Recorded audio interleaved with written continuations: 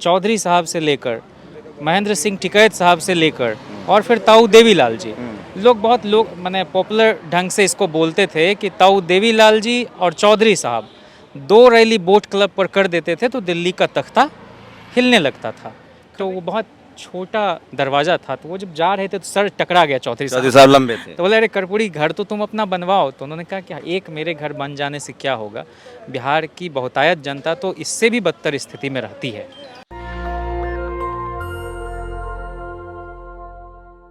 आज इस देश के किसान नेता, एक ऐसे प्रधानमंत्री जो ज़मीन से जुड़े थे और जिन्होंने कहा था कि जब मुझे मीडिया अच्छा कहे तो समझ लेना मैं जनता से कट गया हूं, और जब मीडिया मुझे खराब कहे तो समझना कि मैं जनता से जुड़ गया हूं। एक और ख़ास बात थी चौधरी चरण सिंह की, जिनकी आज हम लोग नमन कर रहे हैं, उनका आज लोग याद कर रहे हैं। उन्होंने बहुत सारे ऐसे नेता बनाए जो हाशिए के समाज के थे। शरद यादव, मुलायम सिंह यादव, रामविलास पासवान, कई सारी कहानियाँ। जयंत जिज्ञासु है मेरे साथ। जयंत, कैसे आप देखते हैं चौधरी चरण सिंह को? अगर वो नहीं होते तो भारत की राजनीति में क्या होता? चौधरी साहब इस देश की मिट्टी को समझते थे और इसीलिए वो अक्सर इस देश में ऐसी राजनीति खड़ी करना चाहते थे जो कमेरे वर्ग की राजनीति हो, जो मेहनत कश कौम की राजनीति हो, और जो लीडरशिप उभर के आए वो इस देश का बजट बनाए, ये बार बार वो कहते थे। और इसीलिए लैंड रिफॉर्म को लेकर भी जो उत्तर प्रदेश में उन्होंने काम किया, बहुत सारे लोगों ने इस्तीफे देने की धमकी दी, लेकिन उन्होंने कहा कि तुम दे दो, मंजूर भी किया, लेकिन जो उनको रिफॉर्म करना था उन्होंने किया। आप ठीक कह रहे हैं, जमींदारी खत्म की और जो किसान जो खेत जोतता था उसको ज़मीन दे दिया।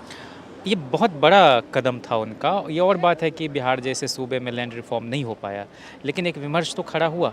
और आप उत्तर भारत में जितने बड़े पाए के नेता आप देख रहे हैं, वो सब इसीलिए वजूद में आ पाए कि चौधरी साहब यहाँ पर बहुत डट के राजनीति करते थे।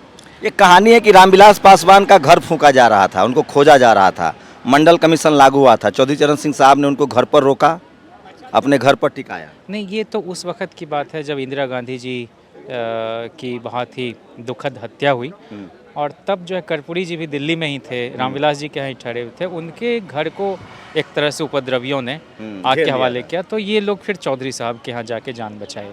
तो ये चाहे लालू यादव जी हों, रामविलास पासवान हो, नीतीश कुमार हो, शरद यादव जी से बहुत करीबी थी और वो हर तस्वीर में दिखते हैं, मतलब चौधरी चरण सिंह साहब। आप एक तस्वीर देखेंगे जिसमें कि शरद जी हैं, चौधरी साहब हैं, जयप्रकाश जी भी हैं बैठे हुए। और जितना सम्मेलन आपका दस्यु उन्मूलन के नाम पर जिस तरह का एनकाउंटर उत्तर प्रदेश में हो रहा था, उसको रोकने के लिए एक प्रस्ताव आगरा सम्मेलन में लोगों ने रखा। शुरू में चौधरी साहब नहीं उस पर तैयार हो रहे थे कि उसके खिलाफ आंदोलन चलाया जाए, लेकिन बाद में शरद जी का एक कारुणिक भाषण उसमें हुआ। और जाति की समझ थी उनको कि कैसे सवर्ण वर्सेस गैर सवर्ण, खासकर किसान। उनका था कि कमज़ोर लोगों के हक में पॉलिसीज़ बनाई जाए। पार्लियामेंट हमेशा से जो बड़े लोग हैं उनके इंटरेस्ट को प्रोटेक्ट करती रही, इसलिए वो जब, अब बात सिर्फ प्रधानमंत्री होने की नहीं, उस तो उनको पार्लियामेंट को फेस करने का भी मौका नहीं मिला, सदन में कभी गए नहीं, और जिस तरह से कांग्रेस ने उनके साथ किया उस समय, वह भी बहुत दुखद है।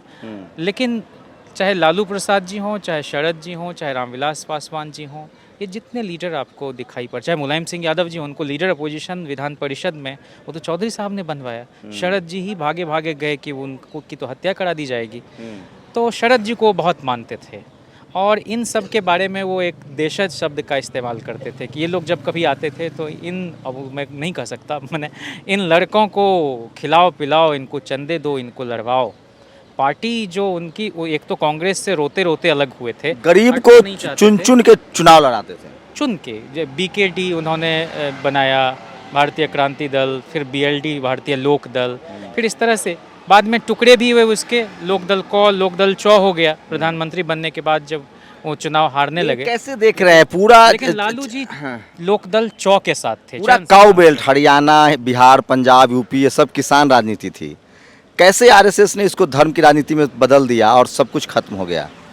देखिए, जाट, गुर्जर, मराठा, ये समझ पाएंगे? उसकी एक पूरी रिवायत है। आप सर छोटू राम जो रहबरे आजम कहे जाते हैं, दीनबंधु, उनसे लेकर चौधरी साहब से लेकर महेंद्र सिंह टिकैत साहब से लेकर और फिर ताऊ देवीलाल जी, लोग बहुत मैंने पॉपुलर ढंग से इसको बोलते थे कि ताऊ देवीलाल जी और चौधरी साहब 2 रैली बोट क्लब पर कर देते थे तो दिल्ली का तख्ता हिलने लगता था।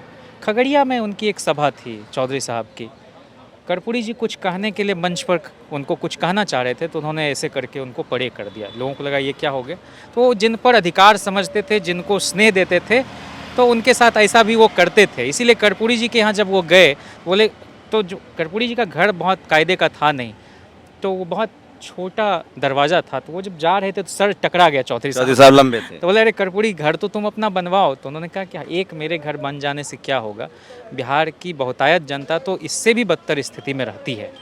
और फिर जब वो जयप्रकाश जी हवेली खड़गपुर से लड़ रहे थे, रामदेव सिंह यादव मुंगेर से और उपेंद्र वर्मा जी जमालपुर से, एक ही जगह उन्होंने सभा की और उनका जो भाषण हुआ उसी में चंदे इकट्ठा हुए और उन्होंने परिचय कराया कि देखो जी ये रामदेव सिंह यादव हाल ही में वो गुजर गए, ये भैंस बेचकर नॉमिनेशन कराया है, इसको जिता देना। ये उपेंद्र वर्मा है, बहुत ईमानदार आदमी है, खेती बाड़ी समझता है, इसको जिता देना। जयप्रकाश जी के लिए भी वही अपील, और तीनों जीत गए। मैं सिर्फ ये कहना चाह रहा हूँ कि सिर्फ उत्तर प्रदेश नहीं, सिर्फ हरियाणा नहीं, सिर्फ राजस्थान नहीं, बल्कि बिहार, उड़ीसा, गुजरात, इतने सूबों में तो चौधरी साहब की सरकारें होती थी। लेकिन जब उन्होंने 77 में, जब वो बाद में प्रधानमंत्री बने, दोहरी सदस्यता के नाम पर जब टूट फूट हुई, लेकिन उनके जो लोग थे, जैसे कर्पूरी ठाकुर जी को हटा के रामसुंदर दास को बनवा दिया इन जनसंघियों ने, मैंने आरएसएस का भी मेंबर रहेंगे और जनता पार्टी के भी रहेंगे। फिर यहाँ पर देवीलाल जी को हटा दिया, फिर लाल को बना दिया वहाँ, और फिर उसी तरह से उत्तर प्रदेश में रामनरेश यादव जी को हटा दिया और वहाँ पर भी। तो चौधरी साहब को कमज़ोर करने के लिए ये पूरा का पूरा जो तिकड़म चल रहा था, मोरारजी भाई का, इवन चंद्रशेखर जी उसमें शामिल थे, तो कोई और रास्ता बच नहीं गया था। इसलिए मधु लिमय ने, राजनारायण जी ने, इन सब ने मिलके और फिर वो सरकार गिराई। आपको सतत का बेटा लाल किले पर चढ़ के झंडा फहराया। इससे देश में प्रधानमंत्री बने। और ये और बात है कि कांग्रेस ने उनके साथ थोड़ी बदमाशी कर दी, लेकिन देश भर में ये मैसेज गया कि कमेरा वर्ग का भी आदमी बन सकता है, इस देश का बजट बना सकता है। आज आपको राजनीति के इतिहास में 77 के आंदोलन में ले चलेंगे। जयंत हमारे साथ रहेंगे स्टूडियो में भी। एक तस्वीर दिखा रहा हूँ जो बहुत बदलाव के प्रतीक है। छत्रपति साहू जी महाराज, बाबा साहेब फूले, सावित्रीबाई फूले, पेरियार, बिरसा मुंडा, संत श्रीमणि रविदास महाराज, संत गाडगे, सरदार पटेल, लोहिया, कर्पूरी ठाकुर, मान्यवर कांसीराम साहब, मौलाना आज़ाद।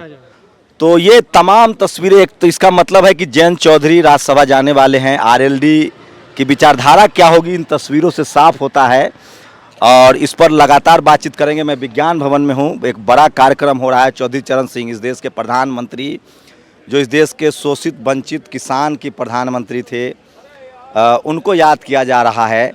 तो इस पर जयंत से लगातार हम लोग की बातचीत होगी। मैं फिर कह रहा हूँ, आपके पास टीवी और अखबार नहीं है, इसलिए आपके नेताओं को जातियों में सीमित कर दिया गया। चौधरी चरण सिंह ने कहा था कि हमारे मंत्रिमंडल में को लोग जातिवादी कहते हैं, और जब कांग्रेस की सरकार में 10-10 ब्राह्मण मंत्री होते हैं तो उसको कोई जातिवादी नहीं कहता है। तो चौधरी चरण सिंह उस समय जाति का मसला उठा रहे थे, किसान, गरीब, मजदूर का मसला उठा रहे थे।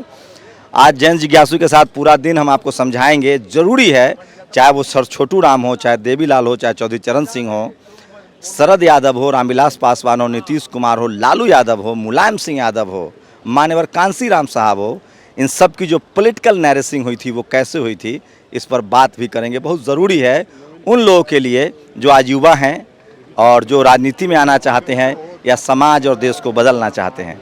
पूरी बातचीत कैसी लगी ये भी बताइएगा। कैमरा पर्सन निधि के साथ शंभू कुमार सिंह, नेशनल दस्तक, विज्ञान भवन, दिल्ली। नेशनल दस्तक की आपसे गुजारिश है कि अगर इसको बचाना चाहते हैं तो नेशनल दस्तक को सब्सक्राइब करने के लिए रेड कलर के सब्सक्राइब बटन को दबाएं, फिर बेल आइकन की घंटी दबाएं। नेशनल दस्तक को बचाने के लिए बहुत ज़रूरी है कि हर खबर को शेयर करें, लाइक करें, कमेंट जरूर करें।